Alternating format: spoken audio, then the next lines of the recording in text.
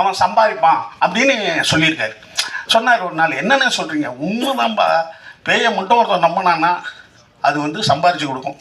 ஏன்னா மனிதன் வந்து எதை வந்து எதிரியாக நினைக்கிறானோ அதை விரும்பிட்டான்னு வச்சிங்களேன், அவன் நமக்கு அடிமை.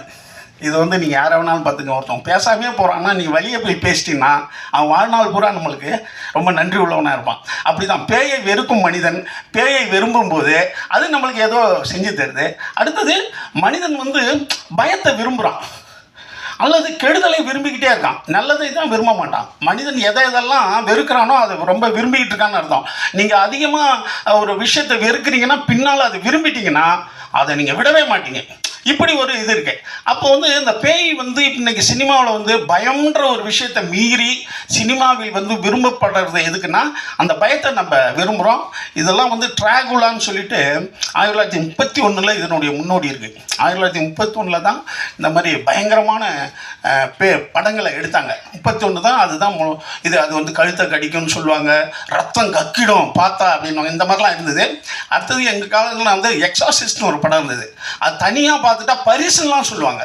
ஒரு தேட்டரில் அந்த படம் ஓடும், தனியாக ஒருத்தவன் பார்க்கணும், பயப்படாமல் பார்த்துட்டானா அவனுக்கு பரிசுன்னு சொல்லுவாங்க. அதே மாதிரி நம்ம இதில் பேய்க்கதை மன்னன் பிடி சாமின்னு ஒருத்தர் இருந்தார். ஒரு பேய்க்கதை தான் எழுதுவார் எப்போ பார்த்தாலும்.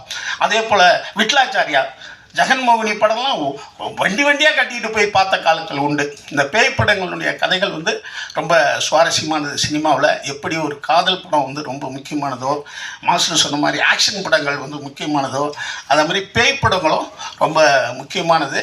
குறிப்பாக பேய்கள் வந்து பெண்களாக இருப்பாங்க இல்லையா?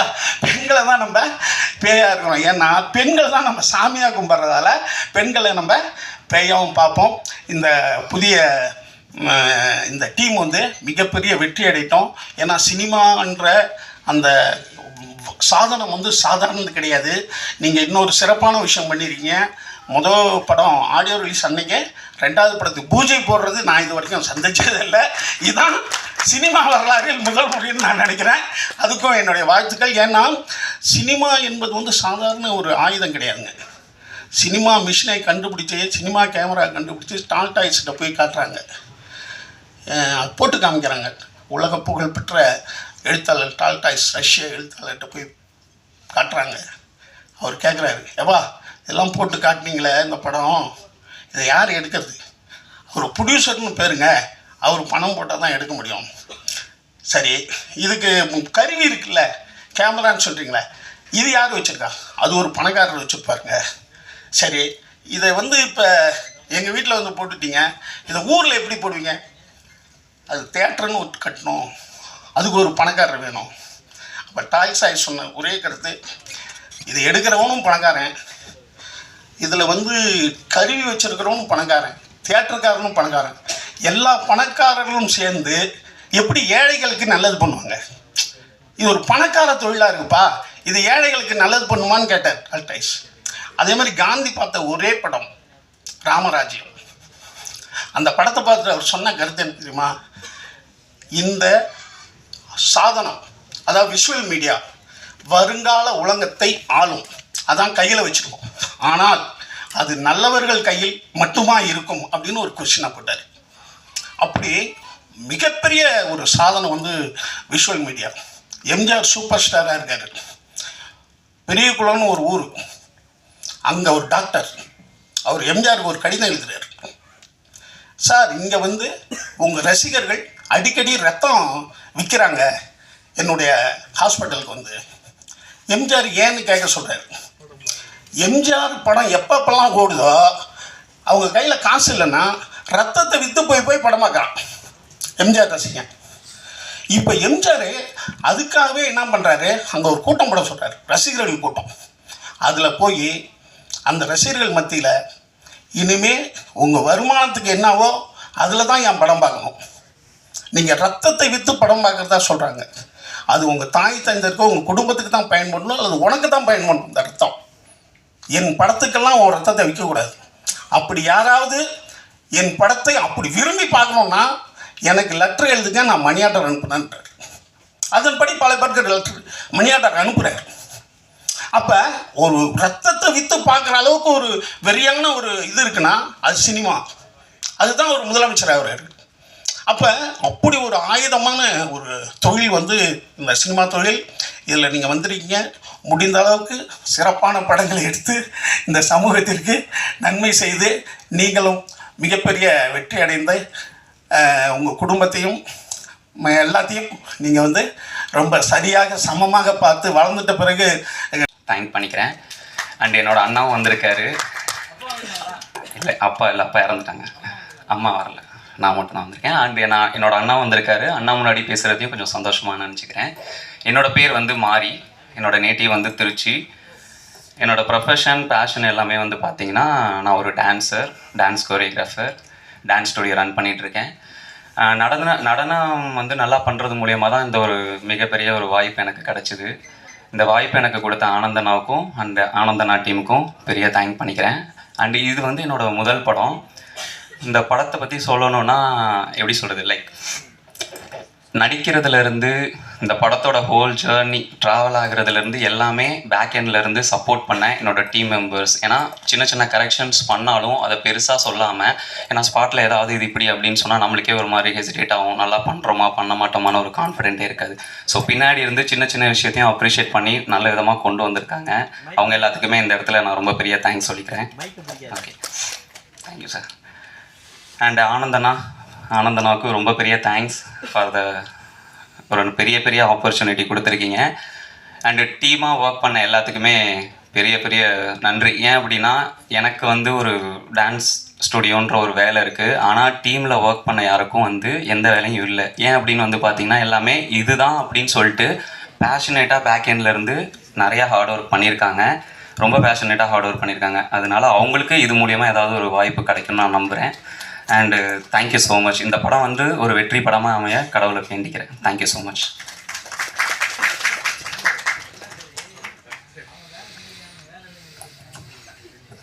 Thank you so much. இந்த மழையிலையும் பார்த்தீங்கன்னா நீங்கள் வந்திருக்கீங்க, அதுக்கு ரொம்ப ரொம்ப ஹாப்பியாக இருக்குது. ரொம்ப ஹெல்ப் பண்ணியிருக்கீங்கன்னு நினைக்கிறேன். இதுக்கு ரொம்ப சந்தோஷமாக இருக்குது. டைரக்டர் சார் தாரணி மூவி எடுத்திருக்காரு. ஹீரோயின் மேம் சொல்லியிருக்காங்க, அவங்களுக்கு என்ன பேசுறதுன்னு தெரியல, எனக்கும் அதான் தெரியல. அதில் ஒரு சீன் பார்க்கும்போது என்னன்னா, லிப் கிஸ் கொடுத்துருப்பாங்க. ஸோ புரியல, என்னுடைய படத்துலேயே இருந்தது, ரொம்ப கொஞ்சம் கஷ்டமாக இருந்தது. அவங்க நல்லா பண்ணியிருந்தாங்க. ஸோ எனிவே அது ரொம்ப கஷ்டம், அது இஷ்டம் இல்லை, ரொம்ப கஷ்டம். ரொம்ப thanks. Thank you so much ma'am.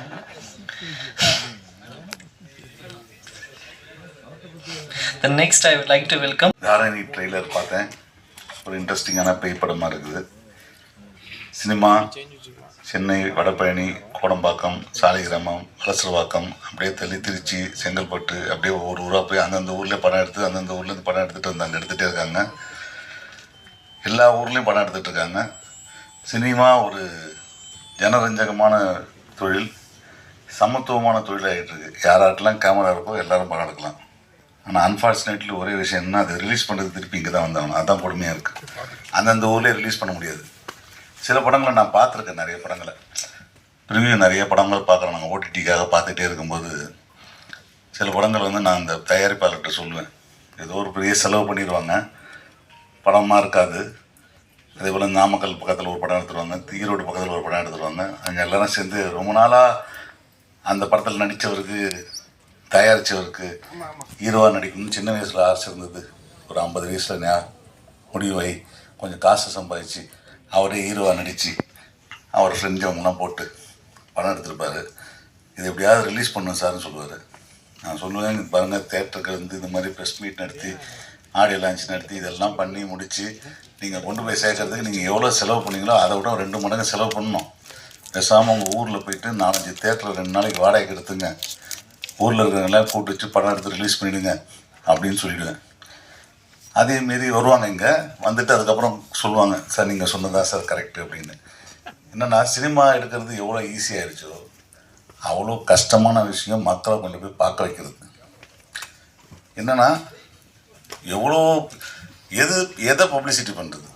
எல்லோரும் என்ன சொல்லுவாங்க, ஒரு படம் ஆரம்பித்த உடனே பூஜை போட்டு முடித்த உடனே முதல்ல வர உங்களுக்குள்ள ஆட்கள் யாருன்னா, சார் நாங்கள் ப்ரொமோஷனுக்கு இது பண்ணுவோம், நாங்கள் வந்து மார்க்கெட்டிங்க்கு இது பண்ணுவோம், படம் எடுத்து பூஜையிலேருந்து ரிலீஸ் பண்ணுறதுக்கு வந்து ஒரு டீமு, இந்த எக்ஸ்பென்சஸுக்கு மட்டும்தான் மொத்தமாக ஆள் இருக்காங்களே தவிர சினிமாவில் வரவு வைக்கிறதுக்கு நீங்கள் படம் எடுத்து முடித்து தியேட்டருக்கு போனாலே வழிய வேறு வழி கிடையாது. அந்த மாதிரி நிலைமையில தான் இருக்குது சினிமா. ஸோ அதையெல்லாம் தாண்டி நிறைய சின்ன படங்கள், ஏகப்பட்ட சின்ன படங்கள் வந்துக்கிட்டே இருக்குது. சில படங்கள் வந்து தியேட்டருக்கான படங்களாக இல்லாத பட்சத்தில் சில படங்கள் நாங்கள் நேரடியாக ஓடிடியில் ரிலீஸ் பண்ணுறோம். எங்களோட ஓடிடி ப்ளஸ் நிறுவனத்து மூலமாக நேரடியாக ரிலீஸ் பண்ணுறோம். போன வாரம் கூட வந்து இங்கே கசிவன்னு ஒரு படத்தை வந்து லான்ச் பண்ணி ப்ரெஸ் ஷோ போட்டு டைரக்ட் ரிலீஸ் பண்ணியிருக்கோம் ஓடிடியில். ரொம்ப நல்லா போயிட்டுருக்கு. அந்த பத்திரிகையாளர்லாம் பார்த்துட்டு பாராட்டினாங்க, ரிவ்யூஸ் போட்டாங்க. எம்எஸ் பாஸ்கர் சார் நடிச்சிருக்காரு, நம்ம செல்வா தான் அதுக்கும் பிஆர்ஓ. ரொம்ப நல்லா போயிட்டுருக்கு. அதுக்கு முன்னாடி ஒரு படம், ஒரு 12 லட்ச ரூபாவில் ஒரு படம் எடுத்துருக்காங்க, கூடாரம்னு ஒரு படம்.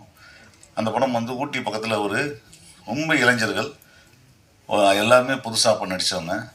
அந்த படத்தை நாங்கள் தான் ரிலீஸ் பண்ணியிருக்கோம். ஸோ இதுக்கு வந்து தியேட்டருக்கு கண்டிப்பாக போக முடியாது, தியேட்டர் தாங்காது, அதோட செலவு தாங்காது. அப்போ நம்ம அந்த ஆடியன்ஸை எங்கே போய் கொண்டு போய் சேர்க்கறதுன்றது சின்ன பட்ஜெட் படங்கள், ரொம்ப குட்டி படங்கள், நல்ல மார்க்கெட்டிங்கோடு சேர்த்து நான் சொல்கிறது, ஒரு மார்க்கெட்டிங்கோடு சேர்த்து நல்ல படமாக இருக்கிற பட்சத்தில் நேரடி ஓடிட்டிலே நீங்கள் ரிலீஸ் பண்ண முடியும். ரிலீஸ் பண்ணால் நிச்சயமாக பார்க்குறதுக்கு ஆள் இருக்காங்க. ஒன்லி திங், நம்ம ரகசியமாக படம் எடுத்த மாதிரி நம்ம ரகசியமாக ரிலீஸ் பண்ணக்கூடாது. அட்லீஸ்ட் படம் எடுத்துருக்கோன்னு சொல்லிட்டு எல்லாருக்கும் சொல்லணும். சொல்கிற வழி நிறைய இருக்குது. ஏன்னா எல்லோரும் நினச்சிப்பாங்க நமக்கு இவ்வளோ ஃப்ரெண்ட்ஸ் இருக்காங்க, இவ்வளோ ஃப்ரெண்ட்ஸ் இருந்தால் எல்லோரும் பார்த்துருவாங்க. இந்த காலேஜெல்லாம் போயிட்டு வந்து பெரிய நடிகர்கள் படங்கள் எல்லாத்துலேயும் போய்ட்டு ஒரு பெரிய ஃபங்க்ஷன் நடத்துவாங்க. எல்லோரும் ஒரே கூட்டமாக இருக்கும், பசங்கள்லாம் விசில் அடிப்பாங்க, அந்த வீடியோ எடுத்து போட்டே இருப்பாங்க. அதை பார்த்துட்டு நிறைய சின்ன பட்ஜெட் படங்கள் இருக்கிறவங்களாம் என்ன பண்ணால் ரொம்ப கஷ்டப்பட்டு ஏதோ பிளான் பண்ணி காலேஜ் ஃபெஸ்டிவல் எல்லாம் போயிட்டு விழா நடத்துவாங்க. ஸோ நம்மளும் வந்து மார்க்கெட்டிங் பண்ணிட்டோம். இந்த பசங்க எத்தனை பசங்க கைத்தட்டின பசங்க அத்தனை பேரும் நமக்கு தேட்டர்லேருந்து நாள் வந்துடுவாங்கன்னு நினச்சாங்க, வரவே மாட்டாங்க. இதுக்கு நான் வந்து அந்த மாதிரி ஒரு நிகழ்ச்சியில் ஒரு படத்தை ப்ரொமோஷனுக்கு இதை பண்ணாதீங்க, இது டைம் வேஸ்ட்னு சொன்னேன். சீரியஸாகவே இந்த காலேஜுக்கு போய் ப்ரொமோஷன் பண்ணுறது எந்த விதத்துலையும் பிரயோஜனம் கிடையாது. அவங்க வந்து நம்மளோட ஆடியன்ஸாக மாற போகிறதே கிடையாது. அன்லஸ் அன்டில் நீங்கள் ஒரு பிரபலமான ஆளாக மாறாவிட்டால் அவங்க வரவே மாட்டாங்க. ஆனால் அதுக்கு ஒரு பெரிய செலவு பண்ணுறாங்க பின்னாடி. என்ன நடக்குதுன்னா, அப்போ நான் கேட்டேன், நீங்கள்லாம் வந்து இந்த படத்தை ட்ரெய்லர் பார்த்தீங்க, இதெல்லாம் பார்த்தீங்க, நல்லா இருக்குன்னு சொன்னீங்க, நீங்கள் எத்தனை பேர் தேட்டருக்கு வரீங்க எனக்கு தெரியாதுன்னு. அதுக்கு வந்து என்னங்க நீங்கள் எங்ககிட்ட வந்துட்டு இதே சொல்கிறீங்கன்னு கேட்டார். அப்போ நான் அவங்ககிட்ட சொன்னேன், இங்கே இருக்கவங்க எத்தனை பேர் யூடியூப் சேனல், இன்ஸ்டாகிராம் வச்சுருக்கீங்கன்னு கேட்டேன். அதில் பெரும்பாலும் கை தூக்குனாங்க. கை தூக்குனவுடனே சரி எல்லாருக்கும் எத்தனை பேருக்கு இதில் 1 லட்சம் வியூஸ் வந்துருக்குன்னு கேட்டேன். ஏன்னா ஒரு பெரிய காலேஜ், குறைஞ்ச ஒரு 10,000 பேர் படிக்கிற காலேஜ். இந்த 10,000 பேர் காலேஜில் பல பேருக்கு 100 வியூஸ் கூட வந்ததில்லை.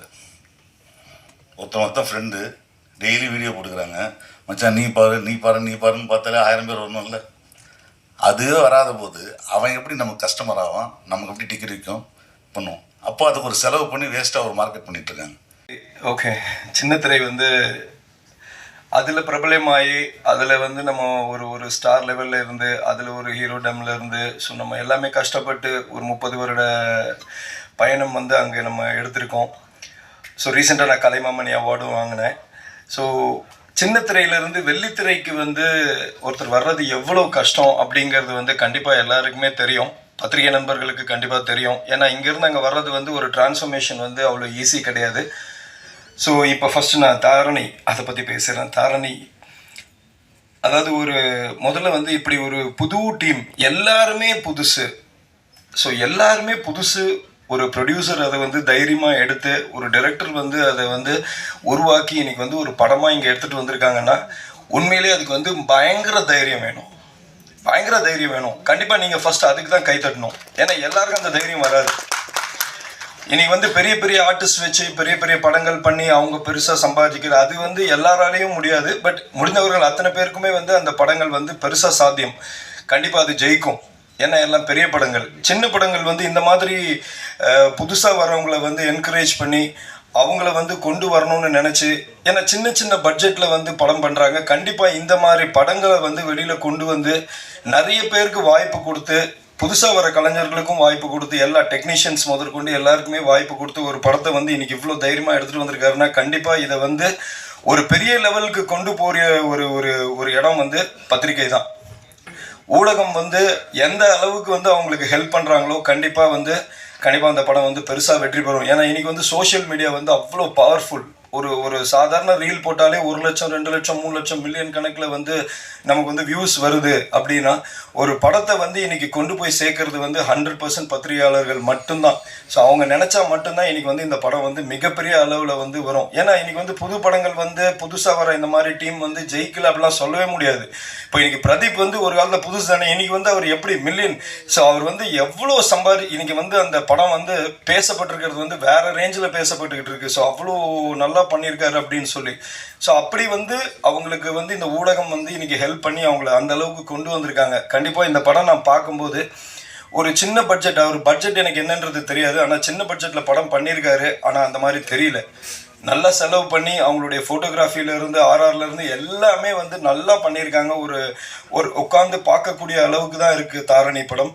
ஸோ கண்டிப்பாக இந்த படம் வந்து மிகப்பெரிய வெற்றி அடையணும். அவர் சார் சொன்ன மாதிரி ஒரு படம் வந்து இன்னைக்கு வந்து ட்ரெய்லர் ரிலீஸ் போட்டிருக்காங்கன்னா அடுத்த படத்துக்கு வந்து அவர் பூஜை போடுறாருன்னா அப்போ அவர் வந்து உண்மையிலே வந்து எப்படி சொல்கிறது, பயங்கர தைரியம் வேணும். ஸோ அதை தான் நான் முதல்ல வந்து டேரக்டர் சாரை நான் பாராட்டுறேன், ஆனந்த் சாரை. ஸோ கண்டிப்பாக வந்து தாரணி வந்து மிகப்பெரிய ஒரு வெற்றி அடையணுன்றதை வந்து நான் மனசார வேண்டிக்கிறேன். ஏன்னா இப்படிப்பட்ட படங்கள் வெற்றி அடைஞ்சாதான் இன்னும் வந்து நிறைய பேர் வந்து புதுசாக உள்ளே வருவாங்க நம்ம இண்டஸ்ட்ரிக்கு. ஸோ எங்களை மாதிரி சின்னத்திரை கலைஞர்களுக்கு வந்து எத்தனை பேர் ஊக்கம் கொடுக்குறாங்கன்றது சத்தியமாக எனக்கு தெரியல. ஏன்னா சின்னத்திரையில் வந்துட்டோம்னா அவங்க வந்து வெள்ளித்திரையில் ஏற்றுக்க மாட்டாங்க அப்படின்றதெல்லாம் ஒரு காலத்தில் இருந்தது. ஆனால் இன்றைக்கி சின்னத்திரையிலேருந்து வெள்ளித்திரைக்கு வந்து பல பேர் சூப்பர் டூப்பர் ஹிட் கொடுத்துக்கிட்டு இருக்காங்க. ஸோ அந்த மாதிரி இருக்க இடத்துல எனக்கும் வந்து அடுத்த படத்தில் வந்து ஒரு பெரிய மெயின் லீட் கேரக்டர் அவர் வந்து ஆனந்த் சார் கொடுத்துருக்காரு. அதுதான் இங்கே நம்ம லான்ச் பண்ணுவோம், என் திரைன்ற படம், நெக்ஸ்ட் படம். ஸோ ஒரு பெரிய ரோல் எனக்கு கொடுத்துருக்காரு அதில். ஸோ இப்படி ஒரு மனிதர், நல்ல மனசோடு இருக்கிறவர், பல பேரை வாழ நினைக்கணும்னு நினைக்கிறவர் வந்து நல்ல பொசிஷனுக்கு வரணும். ஸோ அதுக்கு நீங்கள் எல்லாரும் தான் கண்டிப்பாக வந்து உதவி பண்ணணும்.